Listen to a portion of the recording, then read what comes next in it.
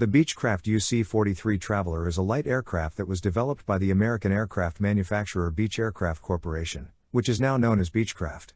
The UC-43 Traveler was a military version of the Beechcraft Model 17 Staggerwing, a popular and distinctive biplane design from the 1930s. The UC-43 Traveler was primarily used as a liaison and utility aircraft by the United States Army Air Forces, USAF, during World War II. It was used for transporting personnel, light cargo, and as a communication platform. The aircraft had a relatively compact and versatile design, making it suitable for a variety of missions.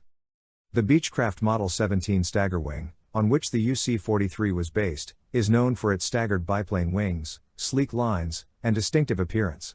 It was a high-performance aircraft of its time and gained popularity among both civilian and military users.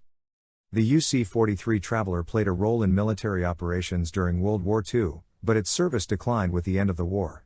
Today, some Staggerwings and UC-43 Travelers are preserved in museums and private collections, serving as a reminder of aviation history and the unique design sensibilities of that era.